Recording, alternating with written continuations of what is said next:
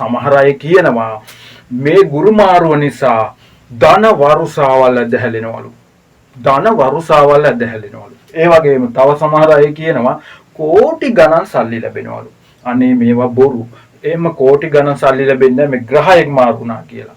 තමන්ගේ උත්සාහය උනන්දුව කැපකිරීම තියෙන්න ඕනේ. තමන්ගේ පෙරපින බලවත් වෙන්න ඕනේ. තමන් කරන දේ සාර්ථක වෙන්න. ඉතින් වරුසා, මල් වරුසා, එහෙම නැත්නම් සල්ලි වරුසා වැටෙනවා කියලා ග්‍රහ මාරුණාට වෙන්නේ නැහැ. සියලුම දෙනාට සුබ දවසක් වෙන්න කියලා ප්‍රාර්ථනා කරනවා. මම ජ්‍යොතිෂවේදී වාස්තු විද්‍යා උපදේශක උදේ වික්‍රමසිංහ. මම ඔයාලට අද කියලා දෙන්නේ මේ ගුරු මාරුව ඔබේ ලග්නෙට කොහොමද බලපෑම් ඇති කරන්නේ කියලා. දැන් ගුරු ග්‍රහතුමා මේ උච්ච වෙලා ඉන්නේ. කටක රාශිය තුල බලවත් වෙලා ඉන්නේ. ඒ නිසා මේ කටක රාශියේ උච්ච වෙන ගුරු ඔයාගේ ජීවිතේ ආලෝකමත් කරන්න, එහෙම නැත්නම් ජීවිතේ සාර්ථක වෙන්න බලපාන්නේ කොහොමද කියලා ජ්‍යොතිෂ විද්‍යානුකූලව පැහැදිලි කරනවා. ඔයාගේ හඳහන ගන්න. ඔයාගේ හඳහන අරගෙන මම මේ දැන් කියලා දෙන ආකාරයට බලන්න ඔයාගේ ගුරුගේ බලපෑම කොහොමද එන්නේ කියලා. මොකද මේක හඳහනෙන් හඳහනට වෙනස් වෙනවා, ලග්නෙන් ලග්නයට වෙනස් වෙනවා.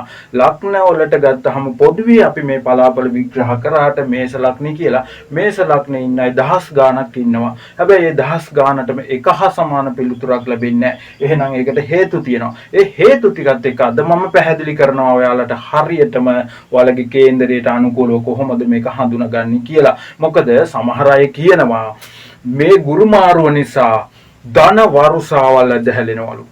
ධන වරුසාවල් ඇදහැලෙනවලු. ඒ වගේම තව සමහර අය කියනවා කෝටි ගණන් සල්ලි ලැබෙනවලු. අනේ මේවා බොරු. එහෙම කෝටි ගණන් සල්ලි ලැබෙන්නේ මේ ග්‍රහයක් මාරුණා කියලා.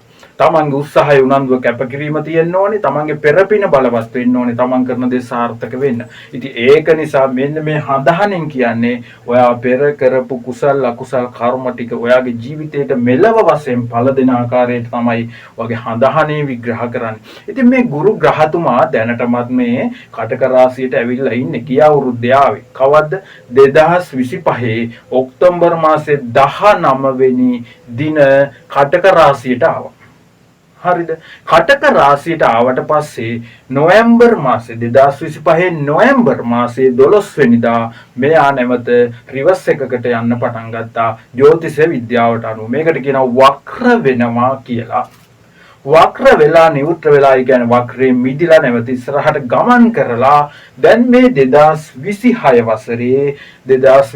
වසරේ ජූනි මාසේ 2 වෙනිදා එනම් මේ ගුරු කටක රාශියේම තැන්පත් වෙලා ගමන් කරනවා. මම ඒක පැහැදිලි කරන්නම් දැන්. එතකොට මේ කටක රාශියට ගුරු ගමන් කරන එක පිළිබඳව ගුරුගේන සුබ ප්‍රතිඵල පිළිබඳව තමයි පැහැදිලි කරන්නේ. ඉතින් මේ ගුරු ග්‍රහතුමා මේ කටක රාශියේ තැන්පත් වෙලා පුස කියන නැකතෙත් අසලිස කියන නැකතෙක් සෙනසුරුට බුදට අයත් වෙන මේ නැකත්වල මෙතුමා ගමන් කරනවා. ඒ වගේම තමයි දැන් මේ රාශි දැන් මේක ලග්නේ විදිහට ගත්තාම මේකේ කොටු 12ක් තියෙනවා. මේ කොටු 12 කොතනක හෝ මේ ගුරු ග්‍රහතුමා ඔබේ කේන්දරේ දැනට ගමන් කරනවා ඇති. ඒක හඳුනා ගන්න විදිය අපි ලග්නෙන් ලග්නෙට පැහැදිලි කරනවා. ඒ නිසා රැඳී ඉන්න කියලා කියනවා. ඊළඟට මේකේ ඔබට හරියටම මේ ග්‍රහ පිහිටීමේ තියෙන ප්‍රතිඵල පැහැදිලි කරගන්න ඕනේ හින්දා මම දැන් මෙහෙම සඳහන් කරන්න. මේ ගුරු මෙන්න මේ එක කොටුවක ගමන් කරනකොට අවුරුද්දක් ගමන් කරනවා. වසරක් එයා එක ඉන්නවා. ගුරුගේ බලය මෙන්න මේ ලග්නේ මැදට, ඒ කියන්නේ ලග්නේ මැද හරිය ගමන් කරන කාලේ තමයි ගුරුගේ බලය වැඩිපුරම ක්‍රියාත්මක වෙන්නේ. ඒ වගේම තමයි මේ ගුරු මේකේ අවුරුද්දක් ගමන් කරාට මෙයා වක්‍ර වෙනකොට මෙයා මේ වසරේ මේකේ ඉන්න කාලේ වැඩි වෙනවා. කාලේ වැඩි වුණාට පස්සේ එයා ඒ වක්‍රයෙන් මිදලා ශීඝ්‍ර ගමනක යනවා. ඒ කියන්නේ මෙයා 2026 ඔක්තෝබර් 31 වෙනකොට මේ කටක රාශියෙන් මේ අයින් වෙන්න ඕනේ. දැන් උච්ච වුණාට ටික කාලයයි තියෙන්නේ. මේ අවුරුද්දේ අන්තිම කාලෙ වෙනකම් විතරයි. එහෙනම් මෙයා මේ කියන ඔක්තෝබර් මාසේ 31 වෙනකොට මෙයා කටක රාශියෙන් සිංහ රාශිය බලා යන්න ඕනේ. එහෙනම් මේ ගුරුට මතක තියාගන්න හැම රාශියක්ම සුබ නැහැ. ඒ වගේම උච්ච රාශි තියෙනවා, මිත්‍ර රාශි තියෙනවා, සතුරු රාශි තියෙනවා, නීච රාශි තියෙනවා, නොයෙකුත් රාශිවල ගමන් කරනකොට යාගේ ශක්තිය විවිධාකාරව විහිදුව යවනවා. එහෙමනම් මෙන්න මෙතනදී මේ කටක රාශියෙන් උච්ච වෙනකොට කටක රාශියෙන් 7 වෙනි රාශිය වෙන විශේෂයෙන්ම මකර කියන රාශිය තුල මෙන්න මේ කුජ ග්‍රහතුමා නීච වෙන්න පුළුවන්. නීච වෙනවා. ඒ නිසා නීච තත්ත්වයටපත් වෙනවා මකර රාශිය තුල. ඊළඟට තමයි මේ සිකුරට අයත. සිකුරු මේ සතුරුයි. ගුරු සමග සිකුරු සතුරු. එනස සිකුරුගේ රාශි දෙකක් තියෙනවා. ඒ මොකද්ද? උසඹ රාශිය සහ තුලා රාශිය. උසඹ රාශිය සහ තුලා රාශිය තුල මේ සිකුරු සතුරුව ගමන් කරනවා. ඒ වගේම බුද්ධගේ රාශි දෙකක් තියෙනවා. කන්‍යා රාශිය සහ මිථුන කන්‍යා කියන රාශි දෙකෙත් මෙන්න මෙයා සතුරුව ගමන් කරනවා. ඒ වගේම තමයි මෙතනදී මතක තබා ගන්න ඕනේ. මම මෙයා පැහැදිලි කරලා දෙනවා. හරියටම ඔයාගේ කේන්දරයට අනුව නැතුව මේ ධන වර්ෂාවල් වටලා මෙහෙම වෙන්නේ නැහැ. ඒක මම පැහැදිලි කරලා දෙන්නම්. ඊළඟට මෙතනදී මතක තිබා ගන්න ඕනේ තමයි මේ ග්‍රහ පිහිටීමට අනුකූලව මෙතනදී ඊළඟට මෙයාට සුබ මිත්‍ර රාශි තියෙනවා. සිංහ රාශිය එහෙම ගමන් කරනකොට මිත්‍ර ඵල ගෙනත් දෙනවා. කටක රාශිය උච්ච වෙනකොට මේෂ රාශිය උච්චික රාශිය එහෙම මිත්‍ර ඵල ගෙනත් දෙනවා. ඒ කියන්නේ සුබ ප්‍රතිඵල දෙනවා. ධනු රාශිය සහ මීන කියන රාශිය මෙයාට සුවක්ෂේෂ්ඨ මෙයාගේ නිවහනේ ගමන් කරන කාලය බවට පත් වෙනවා. ඉතින් මේක පැහැදිලි කරන්න දැන් යන්නේ ඔයාගේ ලග්නෙට කොහොමද කියලා. එහෙනම් චුට්ටක් ඉන්න මෙන්න මේ දේ කරන්න. මගේ channel එක එහෙම නැත්නම් මේ YouTube නාලිකාව ඒ වගේම Facebook එක මගේ ඉස්සරහට ගන්න ඕනේ. ඉතින් ඔයාට තියෙන පුංචි උදව්වක් වගේ ඉල්ලන්නේ මේ වීඩියෝ එක ඔයා බලලා පුළුවන් නම් දැම්මම මේක subscribe කරන්න, ඒ වගේම තව කෙනෙකුට බලන්න share කරන්න, like එකක් දාන්න, bell icon එක ඔබන්න. එතකොට ඔයාට ඊළඟ වීඩියෝ එක බලන්නත් පුළුවන්. මොකද මේ නාලිකාව ඉස්සරහට ගන්න ඔයා මට උදව් කරොත් මට මේකෙන් තව ඉස්සරහට වීඩියෝ දාන්න ශක්තියක් බවට පත් වෙනවා වගේම උවමනාවක් හැදෙනවා. මොකද ඔයා මේක බලලා ඔයාගේ සහයෝගය ලබා දෙනවා කියලා කියන්නේ ඒක ඔයා මට කරන ලොකු උදව්වක් හැටියට තමයි මම සලකන්නේ. මොකද සැබෑ දේ හරි දේ සමාජගත කරන්න ඕනේ. බොරුව තමයි අද හැමතැනම තියෙන්නේ. හඳහන් බලන කෙනෙකු ගොඩක් අය කරන්නේ. ඕක ඒ නිසා මේ ධන වරුසා, මල් වරුසා, එහෙම නැත්නම් සල්ලි වරුසා වැටෙනවා කියලා ග්‍රහ මාරු වුණාට වෙන්නේ නැහැ. ඒක ඔයාගේ ලග්නෙට දැන් මම පැහැදිලි කරනවා. ඒ නිසා අපි බලමු කොහොමද ඔයාගේ ලග්නෙට කියලා. උසඹ රාශියෙන් ඉපදුණු වාට මේ ගුරුගේ මාරුව මොන විදිහටද සුබ ප්‍රතිඵල ගෙනත් දෙන්නේ කියලා අද නිවැරදිවම ජ්‍යොතිෂ විද්‍යානුකූලව පැහැදිලි කරලා දෙන්න තමයි දැන් හදන්නේ. එහෙනම් මුලින් කිව්වා වගේ ඔයාගේ කේන්දරේ නම් අතට ගන්න ඕනේ. කේන්දරේ අතට අරගෙන බලන්න ඔයාගේ හෝ ඔයාගේ පවුලේ කේන්දර මේ උසඹ ලග්නෙන් ඉපදිච්ච අයගේ ඕන මේ ගුරු මාරුවේ විස්තර කරන්න තමයි නිවැරදිවම හදන්නේ. එහෙනම් මේ උසඹ කියන රාශිය අයිති වෙන්නේ කාටද? සිකුරු ග්‍රහතුමාට. මෙන්න මේ සිකුරට අයත් වෙන මේ උසඹ රාශිය ගුරුට නම් එච්චර සුබ රාශියක් බවට පත් වෙන්නේ නැහැ. ඒ නිසා සිකුරුයි උසඹයි. ඒ කියන්නේ සිකුරු ලෞකිකයි, ගුරු ලෝකෝත්තරයි. මේ දෙන්න අතර තියෙන පරස්පර විරෝධයක්. ඒ නිසා මෙතන ගැටුමක් තියෙනවා. ඒ නිසා එය සතුරු රාශියක් විදිහට ගත්තට සමහර තැන්වල සුබ ප්‍රතිඵල ගෙනත් දෙන ඒවා තියෙනවා. හැබැයි එතනදී දැන් අපි කතා කරන්නේ සිකුරු වාගේ ලග්නාධිපති ඉන්න තැන වැදගත් වෙනවා. නමුත් දැන් ඔයාගේ ගුරු ග්‍රහය, ඔයාගේ කේන්දරේ බලන්න මේ ලග්නේ ඉන්නවද කියලා.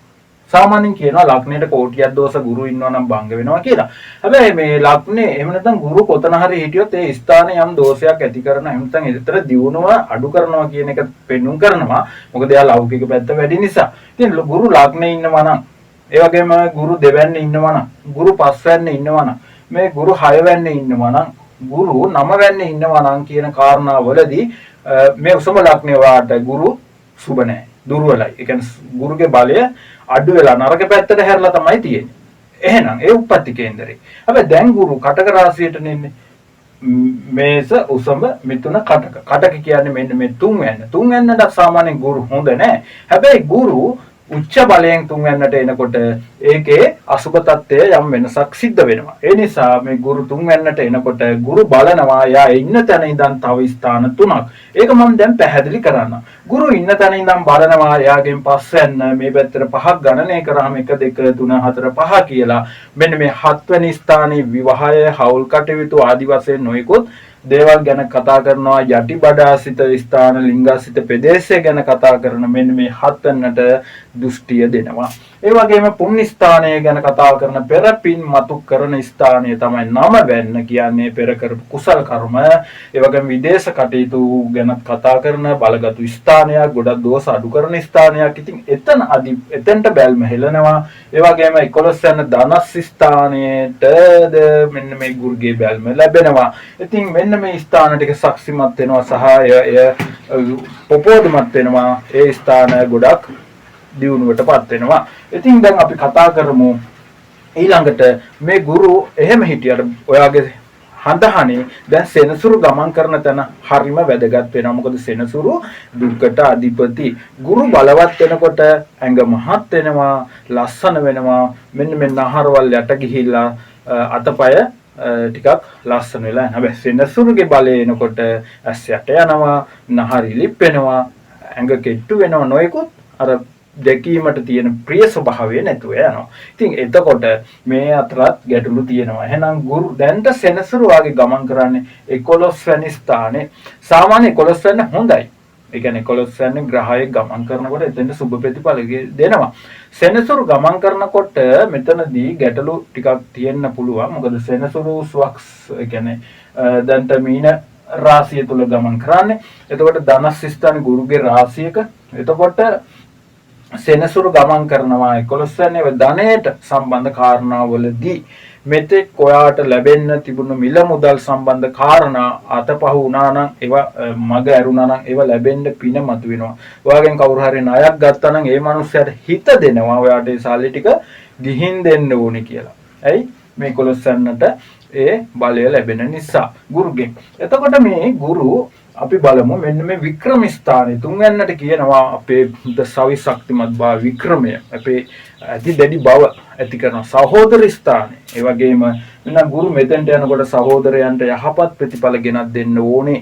ඒ වගේම තමයි මෙතනට ගුරු වාට සුබ නැතුණාට වාගේ පවුලයට සුබ ප්‍රතිඵල ගෙනත් දෙන්න පුළුවන්. හැබැයි ඔයාගේ වෙනදට වඩා තිබුණු ධෛර්ය සම්පන්න සහ ඔයාට එන බාධා ආවහම ඒ බාධා වලට ඔයාට මුහුණ දෙන්න පුළුවන් සවි ශක්තිමත් භාවය.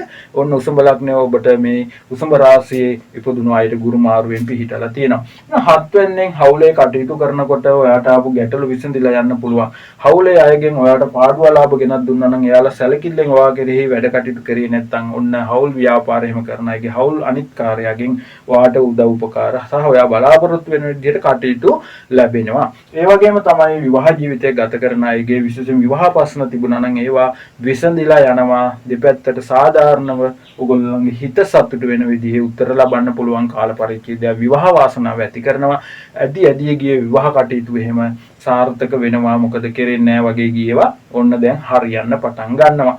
ඒ වගේම තමයි මෙතනදී පෙරපින් මතුවෙනවා. විශේෂයෙන් වන්දනා ගමන් යන අපේ අම්මලාට ආච්චිලාට ඔන්න අවස්ථාවකුත් උදා වෙනවා 8ම ස්ථානේ වඳින්න. හරිද? මෙතන දුර ගමන් බිමන් පෙන්නකොට තරුණ අය විදේශගත වෙන්න එහෙම බලාපොරොත්තු වෙනවනම් ඔන්න ඔයාලගේ මේ විදේශ ගමන් අවස්ථාව පවා උදා කරගන්න මේ වාසනාව මතුවෙන පෙරපින මතුවෙනවා.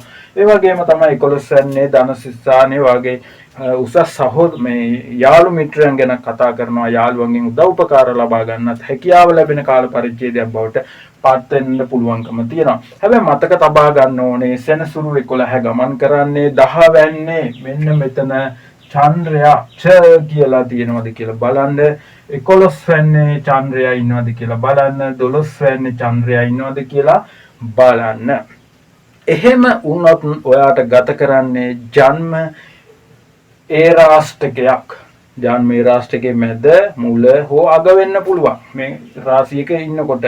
එහෙනම් ජන්ම ඒරාෂ්ටකයේ එනකොටත් ඔයාගේ දසාවත් එක්කත් මේ කියන ඵල වෙනස් වෙනවා, අඩු කරනවා. අන්න එතන නිසා එහෙම හිටියොත් අනිවාර්යෙන් හඳහන බලව ගන්න ඕනේ. හරියට බලව ගන්න ඕනේ. එහෙම කරගත්තට පස්සේ ඒවා නිවැරදි කරගෙන ඒවට අවශ්‍ය පිළියම් කරගෙන මේ தත්ත්වය යටපත් කරගන්න උත්සාහ කරගන්න ඕනේ. ඉතින් මේ පැහැදිලි කරේ උසම ලග්නයේ උපන්න ඔබට මගේ ෆෝන් නම්බරේ දාන්නම්. ඔබට කතා කරන්න පුළුවන් වැඩි විස්තර දැනගන්න. ඔබේ හඳහන සමග මේක හරියටම ගලවා ගන්න. ඒ කියන්නේ හරියටම අවබෝධ කරගන්න මෙන්න මේ ඔබට ලැබෙන ගුණඵල මේ රාශි මාරු වීමත් එක්ක.